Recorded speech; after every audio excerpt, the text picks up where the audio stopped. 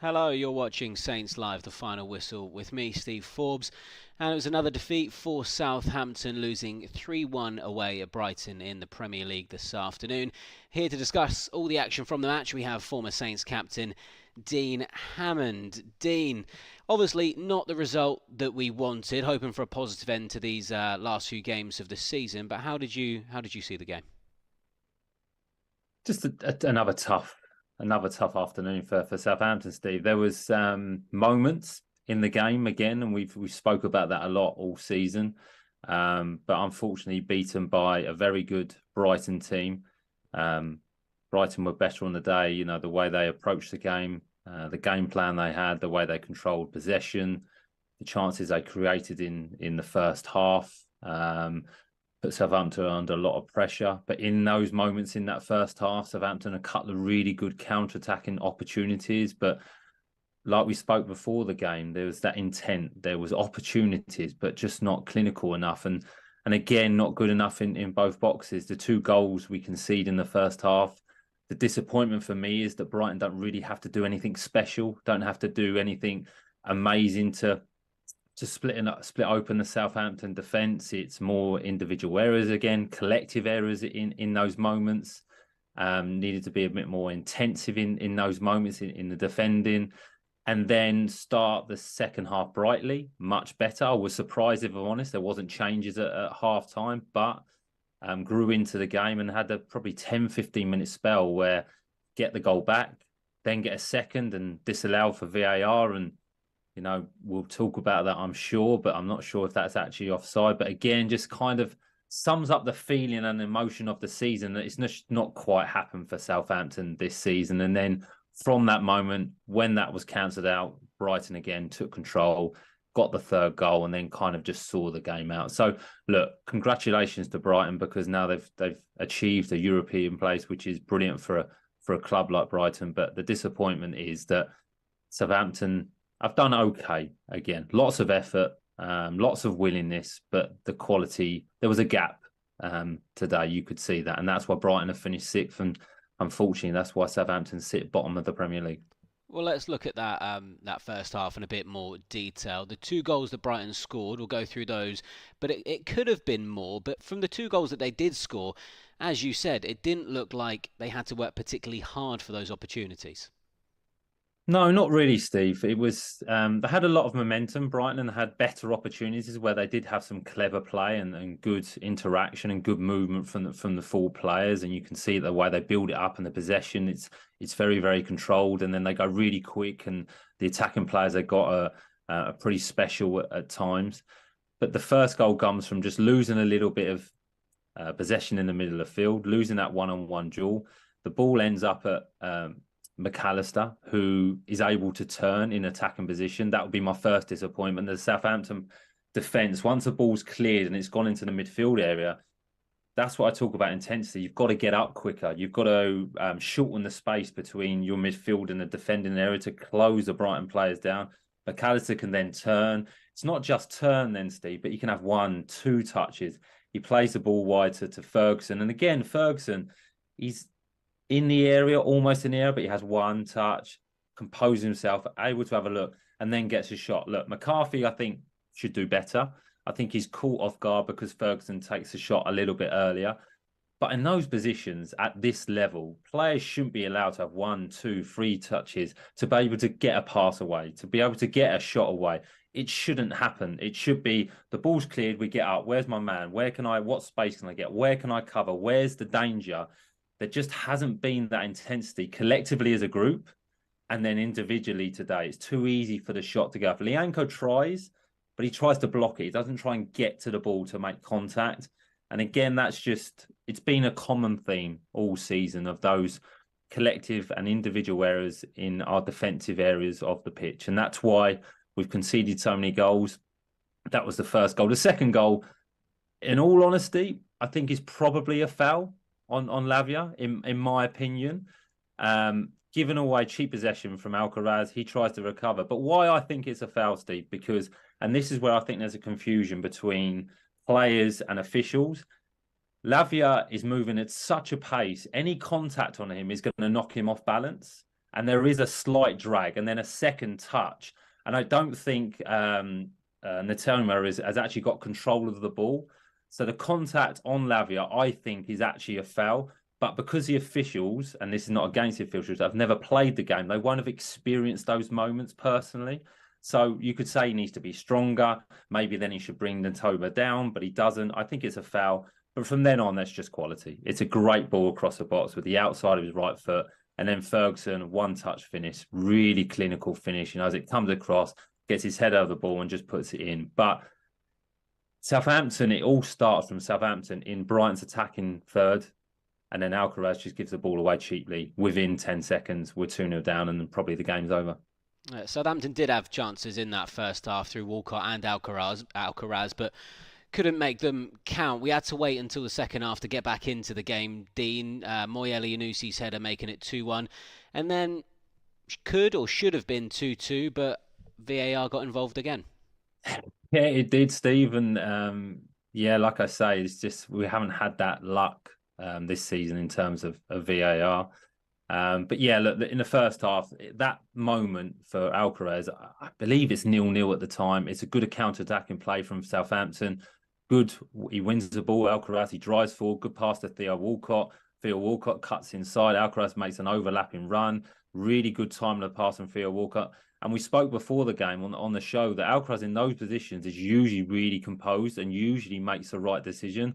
He tries to side foot it in the near post when actually he just needs to go across the goal. It's a good opportunity there. And then really good delivery from James Ward-Prowse in that second half when Southampton grew into the game. It comes from brilliant delivery, really, really good delivery from Prowse, good pace on the ball, and then that movement from the players that they all come to the front post. Elyounoussi just comes off the goalkeeper and just gets that glancing, delicate header. So really, really good finish. And then the equalising goal for me is when Southampton are at their best. Alcaraz, I think he wins possession of the ball back. He goes into Lavia, it bounces around a bit, and then it falls to Lavia again, and he plays a brilliant splitting pass into James Ward-Prowse. Prowse then is very, very aware, gets on the half turn and quickly plays a really good pass to Theo Walcott. And Theo Walcott showed brilliant pace to then cut across the defender, composes 1-2 touch, and then lifts it over the goalkeeper. And at that moment, Southampton have got real momentum. Their towers up. It looks like they could maybe go on and win the game. But again, the VAR decision is so close. And for me, we were speaking about it just before we came on live. And I think those moments when it is so close, I think it should be given to the attacking team because we all want to see goals. And it's so close. I think, is it his arm? You mentioned it could be his top of his shoulder. I don't think he's really gaining an advantage. And I don't think he's really offside. I don't think the defender's getting back at him. The timing of the run is really, really good. The weight of the pass is really, really good. And we should be celebrating a fantastic goal for Southampton. It goes to 2-2. And then we've got a really exciting game on our hands. But unfortunately, the goal is disallowed. It kind of takes the wind out of the sails for Southampton. It wakes Brighton up. And then they just dominate possession from that moment on. Is that something as a player that would infuriate you, Dean? Because obviously it takes a lot of hard work to build up and score a goal. And then it's chalked off by, the width of a hair. It does, Steve, and you could see it. And, Prowse got booked for his complaints. It must have come up on the Amex. They have screens both end. It must have come up on the screen. He must have been seen how close it was. He was remonstrating with the referee. The referee obviously didn't like what he said, so he got booked. So it would really, really frustrate you because I'm sure the goal that Southampton scored there by winning possession back, splitting the lines of the Brighton midfield, getting on the half turn, runners from deep or wide areas, is what Southampton would have worked on in training all week because it was really, really effective. Because in those moments, Brighton, their fullbacks play really, really high. And if Southampton can win possession back like they did, and within 1, 2, 3 passes, probably within 10 seconds, it's brilliant counter-attacking football to score a goal is what you want. And Southampton at their best. So you would be so frustrated. And I think from Prowse in that moment, he was just showing real frustration of the season, really, and just thinking, why? Why again? Why has this gone against us in this moment? It's happened a lot this season. And just, look, it's not the reason why Southampton have got relegated, but you tend to get, it pretty evens itself out with a bit of luck. I don't think we've had the luck in those decisions from VAR this year. Yeah, well, there's no VAR in the Championship as of yet, so maybe that's a plus for next season. Let's go on to Brighton's third goal. Pascal Gross putting the game to bed. You addressed it earlier. He was left in all kinds of space, and that's another issue for Southampton for that third goal. It was, and it came from Brighton winning a corner because Alex McCarthy made a fantastic save from Veltman, I think, from a previous cross or a free kick. And then they win the corner from that save. The ball comes in the box. I actually think Alcaraz is fouled as the Brighton players come across. And then it falls to Pascal Gross within Southampton's box. And this will be the disappointment. When any opposition is in the box, you have to sense danger that players of this quality can score from there, can score from that angle within a second. Pascal Gross touched the ball again. Aribo kind of goes to close him down. Then he checks across, and Aribo kind of tries to make a tackle, and then he slots it into the near post with his weaker foot, where Alex McCarthy, I think, is unsighted, so can't see it. But the reason why he's unsighted, Steve, is because he's got so many defenders in front of him because they're not squeezing the ball. They're not trying to make that 1, 2, 3 steps just to make it a little bit harder for the Brighton player to either get a shot or score. And obviously, the closer you are to the ball, the easier it is to block it. So it just, in those moments, Southampton, they almost seem to pause and just kind of hold their ground, hoping that, I don't know, the opposition don't quite get a shot off or they hit the shot. But when you've got players in the Premier League of this quality, you just can't give them time. You'd rather rush out, try and block it, and then another player rushes out. Because from that distance, really, Pascal Gross is not going to try and slip a ball through. He's not really going to try and cross it. So you can kind of forget about the man you're marking and just concentrate on the ball and try and block the ball. And it just didn't happen. And look, we've talked about it a lot this year. This needs to be addressed for next year. Whatever players stay at the club that play for Southampton next year, these issues need to be addressed. Not only the philosophy of how we're going to play, but the simple principles of defending, because you're not going to be successful in anything unless you're able to keep clean sheets or not conceding easy goals. And that's what we've done this year. Ruben Sellers chose to introduce Kamari Doyle, Don Ballard, Southampton's youngsters towards the end of the game, and then also Tino Livramento making his return for 15 minutes at the end after such a long time out. So some positives we can draw from the game at the end. 100%, Steve, and Joe mentioned it before the game. That's the DNA of Southampton. It's been the DNA for Southampton Football Club for a long, long time. And I was really pleased for the two younger players to come on the pitch. Both got a few touches of the ball. Didn't look overawed by the situation, looked really quite confident, to be honest, as though they were meant to be there. So I remember my debut, and it does give you a lift as a player. It really does. It makes you feel as though, okay, I can play at this level. I can play for Southampton. So credit goes to Ruben Sellers because he doesn't have to do that. He doesn't have to bring those players on. And then Livramento coming on was great because he looked sharp. He looked fit. It would have been great for him as well to, the first thing he did was win a 50-50 tackle, which is great for him and would give him that bit of confidence. So for him to come on the pitch and play 15 to 20 minutes, hopefully he may just have, maybe next year, I'm getting ahead of next week, getting ahead of myself, maybe he could get a start or maybe he gets a little bit longer. Does he get 45 minutes next week? Because he's going to be a big player next year because he's such a good defender. He's such a good athlete and he's so good in those attacking areas. We've really missed him this year. So brilliant for the younger players coming on. I hope now that they see this as the start of their careers and they really try to kick on and think, right, I want to be part of this next year. I want to play in the Championship. I want to get as much game time as I can. They go away in the summer and keep themselves really, really fit and come back sharp. And Livramento sees the seasons out, no injuries, has a really good summer and comes back firing for next year.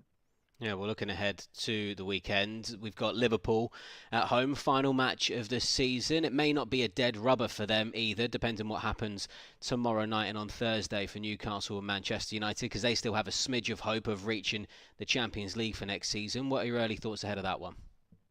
Well, look, a brilliant game to finish the season on. You're playing one of the best teams in the league. They've got something to play for potentially. You're playing against some world-class players.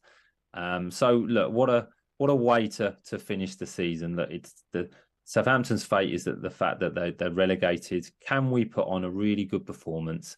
Can we get a home win at the end of the season and finish the season strongly, and then take that into next year. That feeling, it doesn't. The win's not going to mean that much, but that feeling of winning again, that feeling of winning at home again, that feeling of celebrating with the fans again, just that good feel, and give the club some hope going into next year. Will we see the youngsters getting a little bit more time? I hope so. I really, really do.